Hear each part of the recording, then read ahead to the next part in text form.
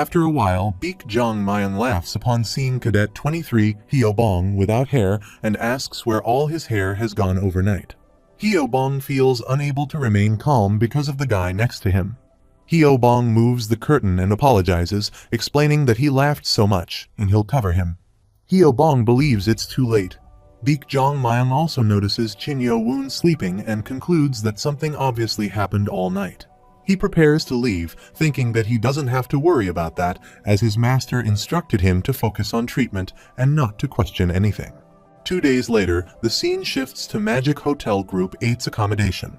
Chin Moo-kium remarks that it's interesting and questions if it shouldn't be reported.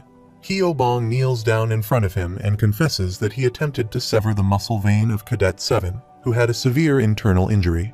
He explains that the doctor was waiting all the time, even during the night, and managed to heal him. Chin Moo-kium asks incredulously if the doctor didn't sleep, and he isn't accepting it as an excuse. Hyo-bong cites Confucius, saying that he who wakes up in the morning moves. Chin Moo-kium then asks if he also woke up and how attentive his ears are. He attacks Hyo-bong, pushing him to the floor and kicking him, questioning why he can't do things straightforwardly. Ya-hyun stops him and tells him to wait. He asks why.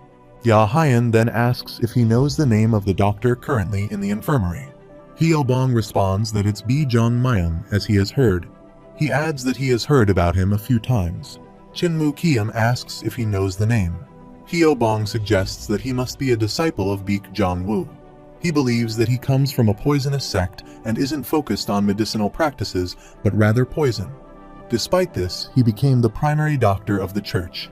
He adds that even though he was a member of the lawmaker, he heard that he ranks 30th in the academy.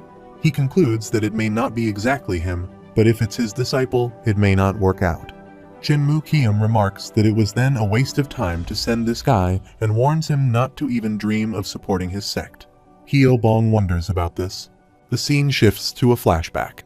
Chin Moo-kium approaches Hyo-bong and asks if he is indeed him and if he would work exclusively for him. He assures him not to worry, mentioning that he doesn't know that Hyo-bong is a candidate for the small school leader of Bakma Bell. Even if he is released from his current predicament, Chin Moo-kium promises to unconditionally support Hyo-bong's weak sect. The scene shifts to the present. Chin Moo-kium beats Hyo-bong badly. He wonders if he has given him the answer to what he promised and if he was trying to tell the truth. He thinks, yes, keep getting angry, let's see if that's possible after he comes. He removes his hood and asks why Hyo-bong is wearing one. He is surprised to see him bald and remarks that his head is shining, asking if he knows how it looks to see his face reflected on his head. Some cadets observe him beating Hyo-bong. He wishes for it to be quiet for a while and anticipates that the lodging will be noisy again soon. Chin Moo-kium prepares to leave and says to Ya-hyun that he is upset, suggesting they go. Ya-hyun follows him, agreeing. Hyo-bong watches them leave and thinks to himself that Chin Moo-kium will meet his end. Meanwhile, Chin Yo-woon inquires if Senator Baek knows how to do things like martial arts. Baek Jong-mayan responds that he does not know at all and that he only learned medicine. The scene shifts to 7 days later at Myo-shi Magistrate's medical office. Chin Yo-woon practices and Seob-meng observes him. Seob-meng thinks that this guy is a natural genius. In just a few days, he has shown only a few mistakes and corrected his posture a little. There are no distractions in his posture, and his movements look natural. Seob-meng considers that if he continues to polish his skills, there will be no problem at all with the breathing operation. He then mentions the posture. Chin Yo-woon assumes the posture and thinks that thanks to Nano scanning the master's posture, he can reproduce it fully. However, if he does that from the beginning, it will be suspicious and slightly slower. He demonstrates all the postures. Seob-meng notes that there are a total of 24 postures in the Nigong technique. 3 postures consist of a total of 8 moves, and it takes a lot of time to get the basics right. He realizes that he did not teach him how to connect the posture moves. He reflects that if only 1 or 2 more months were given, it would be a talent he could have trained properly, but the time is too short. He comments that he is a good and truly interesting student. Chin Yo-woon acknowledges the praise, calling it great. He hands him a page and instructs him to take it, explaining that it contains the physical and internal operation method of the Nigong technique. He expresses his intention to teach him this personally, but since today is the last day, he suggests that if he is smart enough, he will be able to learn the basics on his own. He adds that he will see him again later and advises him not to be lazy but to practice diligently. He bows down and thanks him, promising to meet his expectations. He responds with enthusiasm, stating that it's great, and picks up his blade imbued with magic power, identifying it as the Master's Guangmudu Wild Dagger. Qin Yo-woon holds the weapon and remarks that it doesn't seem heavier than he thought. He mentions that the weight of a typical sword is about 2 or 3 jun, but Guangmudo the knife according to their company is only about 1.5. Qin Yo-woon asks if it is because of the Nigong method. He responds affirmatively, praising him for being so smart, and demonstrates some moves with the blades, cutting through the materials. Qin Yo-woon examines a piece of what was cut and comments that the sword is very sharp, thinking Beak would be annoyed when he sees this. He explains that even if the width of the sword is narrow and the weight is light, it is made of a special material, and the sharpness and hardness make it deserving of being called the best. He then instructs him to step back and says he will show him something interesting. He demonstrates some moves and tells him to take a closer look, explaining that this is the Master's approach method. Qin Yo-woon instructs the Nano machine to prepare to scan. The Nano machine notifies that the motion scan has started by the user's command. Xiaob Miad runs on the walls after finishing teaching Qin Yo-woon. Lee Hwa Mayung stands aside with lead guardian Merikium and remarks, finally, Wu Beob is leaving. Merikium acknowledges that he did well pretending not to know. Lee Hwa Mayung questions how he can go against their orders and expresses his relief that he no longer needs to monitor Wu Beob's movements in and out of his mouse hole. He suggests reassigning guards to the second-floor hall, as they would have had plenty of rest. Merikium agrees and mentions that he will be leaving now. He asks about his concern for the 7th prince. Merikium responds because that's fair. Lee Hwa Mayung questions if he's suggesting that there's no finger that doesn't hurt when one bites all 10 of them. Merikium uses his magic to disappear and warns him not to question the sky. He comments that as expected of the Wind King, one never knows where he goes in a moment, and if he decides to run away, then it would be impossible to catch him. He questions if 10 days will really make everything fair. Meanwhile, Beak Jong Mayung observes Qin Yo-woon and notices that he is always up when he comes to work, but he's still sleeping today. He asks what's up and remarks that it is the last time he can rest peacefully like this. Once he's released, he will go through a lot. He advises him to sleep a little more and leaves the room. The Nano machine notifies that there is a change to the user's muscle development for the butterfly techniques starting expression simulation, with 80% completion to the data goal, and a change to veins, with 75% completion and 1 hour left until 100% completion. 1 hour later, Beak Jong Mayung is sleeping on the table when he hears some noise. He gets up and asks what happened. He sees Qin Yo-woon vomiting. Placing his hand on his head, he wonders why he is suddenly vomiting and shivering so much. He asks if Yo-woon is okay if he is feeling unwell somewhere. Beak Jong Mayung advises him to let it all out first. He lies down on the bed and suggests he lie down since it seems like the symptoms have calmed down a bit. Checking his pulse, he asks what this is. How can someone's pulse, who has been lying down the whole time, be like this, as if the body was completely overworked? The Nano machine notifies that his body's response to the body evaluation has stabilized. Qin Yo-woon screams in pain. Beak Jong Mayung wonders what is happening, as he suddenly seems so stable, something he has never heard of from his teacher. He decides to leave, saying whatever, let's just leave him to sleep. It's nearly lunch soon, so he will just eat. After a while, Qin Yo-woon wakes up, sees his body, and thinks that the strength in his hands is completely different from what it was 6 hours ago. He realizes that he knows just how many teachers he went through to train himself, and if someone were to learn that he earned this body in just 6 hours, he thinks he'd be frightened, right? The scene shifts to a flashback, where Xiaob Meng demonstrates his moves with the blade to Qin Yo-woon. Qin Yo-woon thinks it's amazing to create this pressure with just the starting expression and no Nigong. He asks Nano if it has completed the scan. The Nano machine notifies that yes, all scanning has been completed. Xiaob Meng asks if he watched properly. Qin Yo-woon confirms that he did. Xiaob Meng expresses regret, saying it's a shame he couldn't teach him starting expressions properly, but today marks the end. However, he believes that Yo-woon will be able to master the butterfly technique just by watching his teacher. Chen Yo-woon thanks him for many of his teachings. Xiao Meng encourages him to keep at it. Chen Yo-woon replies with a yes. He says once he returns to the motto house, it will be very difficult. He advises not to lose and leaves from there. Chen Yo-woon thinks there's at least one person who cares for him here. He tells himself that he should live up to their expectations and asks Nano if he has finished analyzing the scanned moves. The Nano machine notifies that yes, it has been completed. According to the analysis, to acquire the body needed to use this move, his muscles and veins need to go through significant changes with an estimated time of 6 hours. He questions why it would take 6 hours. The scene shifts back to the present. He begins his practice sessions, thinking it's great that he has only used one starting expression, which happens to be the same as the teacher's. Now, there are 2 starting expressions. He senses someone's presence and thinks he can feel someone walking in the hallway. He pauses, considering if he has always been this sensitive. He wonders if his senses have become sharper as he changes his body.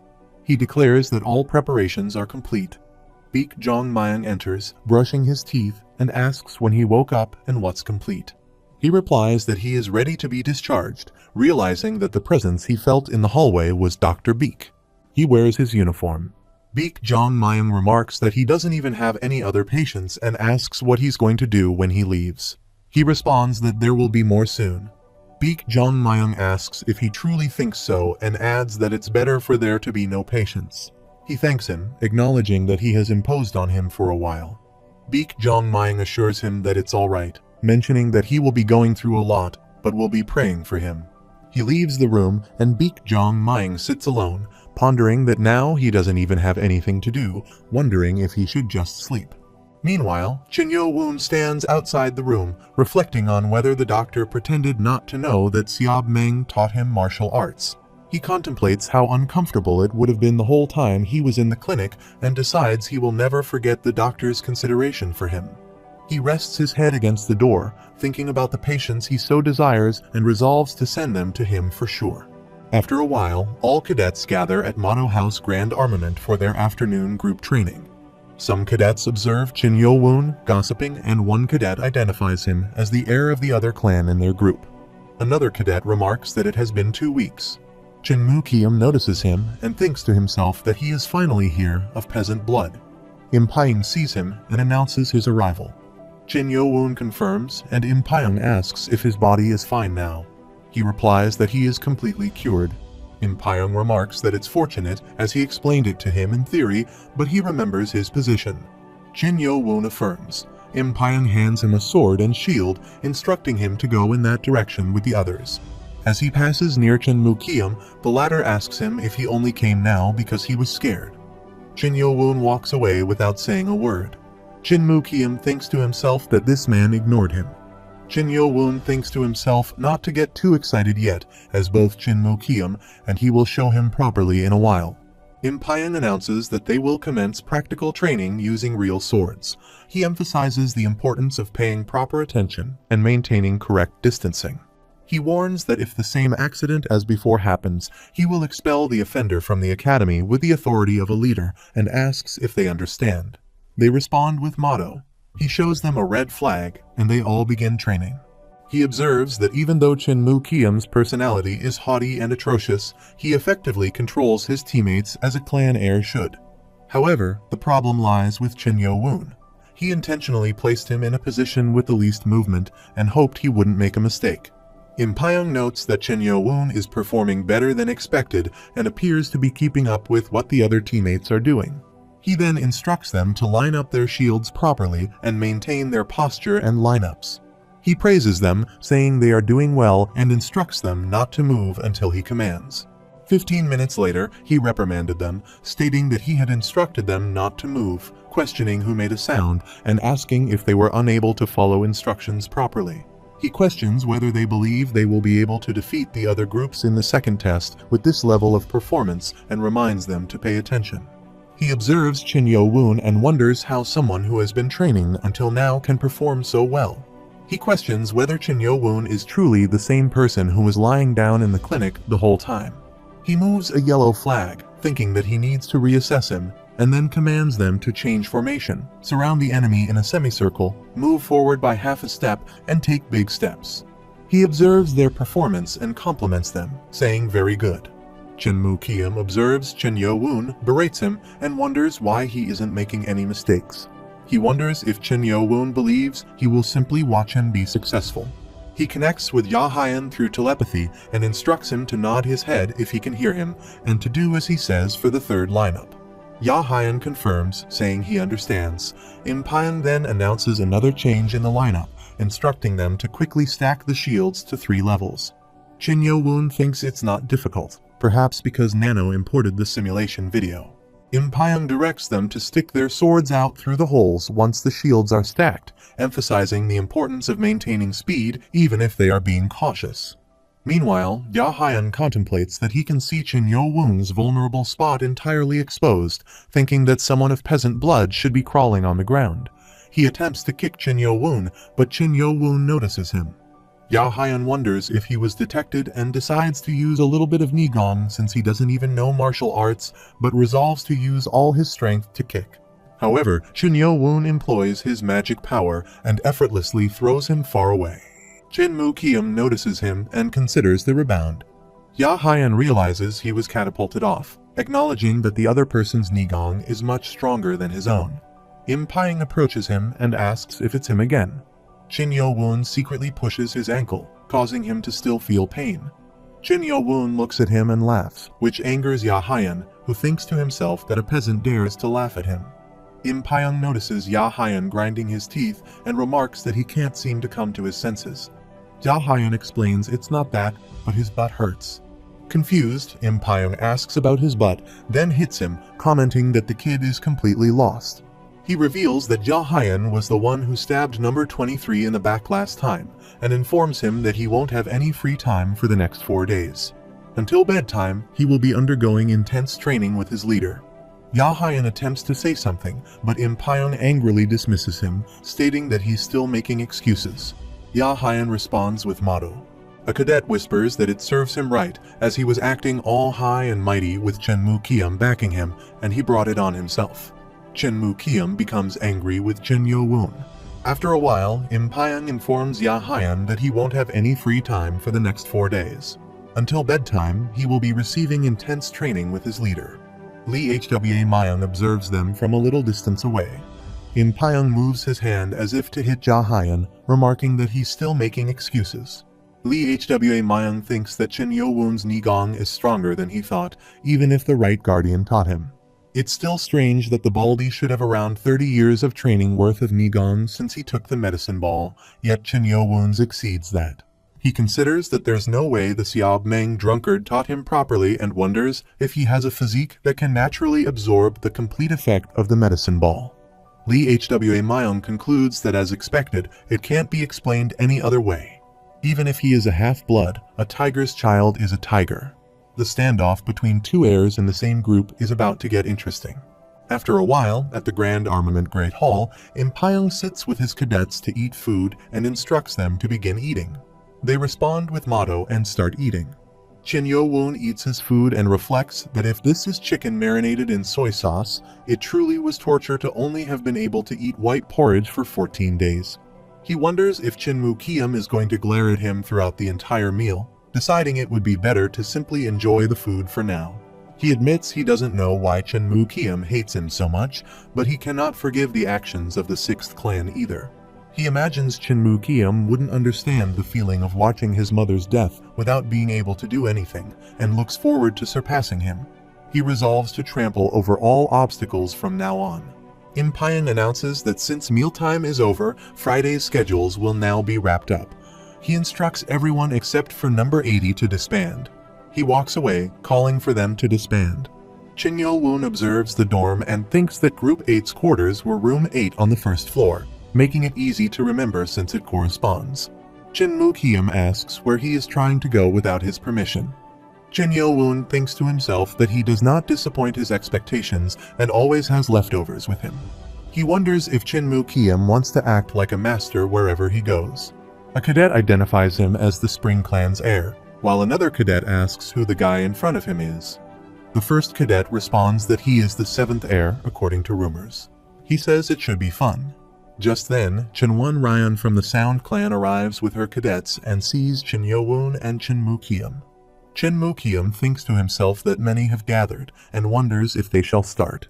He moves near Chin Yo-woon and addresses him as Peasant Blood. He inquired if it was easygoing or if lying on a bed in the clinic was bothersome for him. He questions if he is annoyed and if he is insulting the Lord. Chin Moo-kium asks what he means, and he elaborates, asking if calling him Peasant Blood is not insulting the Lord. Chin Moo-kium asks for clarification, and he questions if his status is so high that he can insult the Lord, who is like a god to them. The cadets start gossiping about it. Chin Moo-kium thinks to himself that he is going to completely disdain and crush him in front of everyone, but instead he is the one receiving that treatment. Chinwon Ryan thinks that Spring Clan men really are stupid. Sword Clan's Chin Kyung-woon arrives and wonders why he is getting so worked up over such lowly, dull humans. Chin Moo-kium grabs Chin Yo-woon's shirt, moves to punch him, and declares that he will crush his arrogant mouth. Chin Yo-woon hits him back and asks what he is trying to say. He starts bleeding and exclaims that this peasant dares to hit him. He uses the draft horse technique and moves to attack him, but Chin Yo-woon quickly moves back. He asks if he is running away. Chin Kyung-woon is shocked to see him running and thinks about weightlessness. Chin Moo-kium asks his friends what they are doing and says to get that shithead. They agree and run to catch him. Chin Moo-kium holds his broken nose and thinks about how Chin Yo-woon dared to punch him first and run away, realizing that if he had just let him be, he wouldn't be considered human. Meanwhile, Chin Yo-woon is running in the jungle, and some cadets are following him to catch him and ask why he is so fast.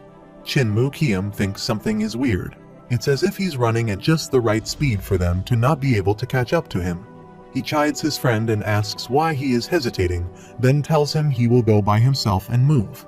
He runs even faster, thinking he will catch him, crush his face, and then destroy all the bones in his body.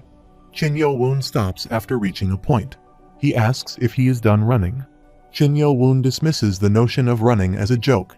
He moves to attack and says there is no reason for him to show himself to the others yet.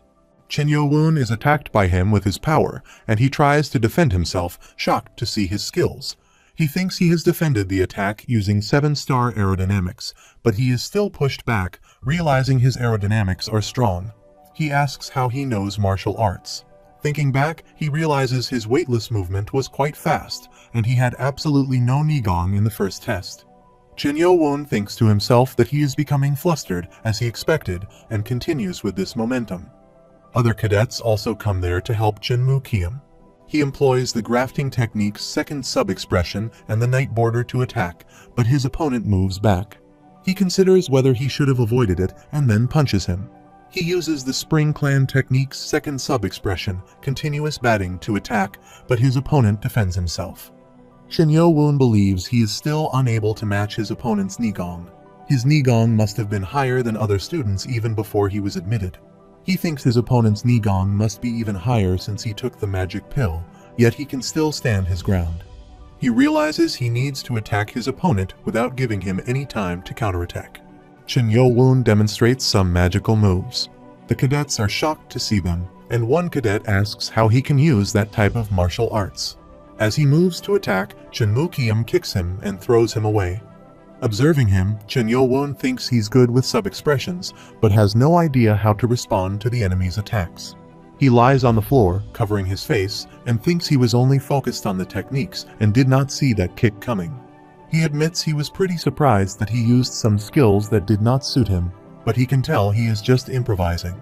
He laughs and says it's exactly as expected. He is just trying to imitate others without knowing his own limits. Chin Yo-woon thinks if he realizes that he only learned this technique with 2 sub-expressions and that he also does not have enough actual experience.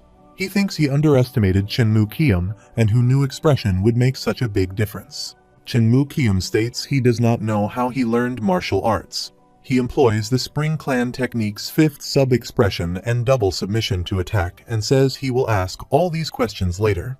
Chin Yo-woon wonders what he should do and which sub-expression he needs to use.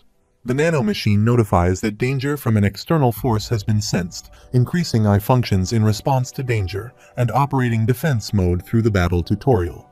ManhwaCapped moves to attack, but he sidesteps and hits him with a punch, causing him to bleed, and thinks this is not a technique. Manhwa also wonders what this is. The nano machine notifies that the optional built-in self-defense martial arts, boxing, has been used for this tutorial. He inquires about the tutorial. The nano machine notifies that it indicates independent teaching. They have achieved results through analysis of the opponent's movements every 0.1 second. He thinks he doesn't know what all that means, but it's indicating boxing. It confirms it is. He wonders if it is possible to use the grafting technique instead of boxing. The nano machine notifies that the analysis has already been completed, so it is possible if he accepts. He decides to accept. Manhwa asks if he is learning pugilism, and states that it seems he has a card up his sleeve, but that it won't work anymore. The nano machine notifies that the defense mode is being changed from boxing to grafting technique. He believes he can see where he will be attacked. Manhwa again attacks him, but he wants more moves aside. Manhwa thinks he has avoided all of his hits. He punches him and throws him away, and he starts bleeding. He thinks if he does his best, if he performs well, and no, his father will abandon that dirty woman and come back to him.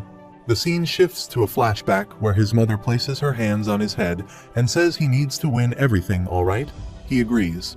She states it's because he cannot do it properly, it's all because he is bad at everything. If only that dirty woman had not appeared, it's not his fault, and it's all because he cannot do anything properly. She presses his neck and says it's all because he made a mistake. The scene shifts back to the present as he thinks, why does that damn memory have to come up now? He considers if he loses and then moves to attack, saying he would never lose to a peasant person like him. Manhwa holds his head and throws him on the floor. He states that it's because of a peasant like him.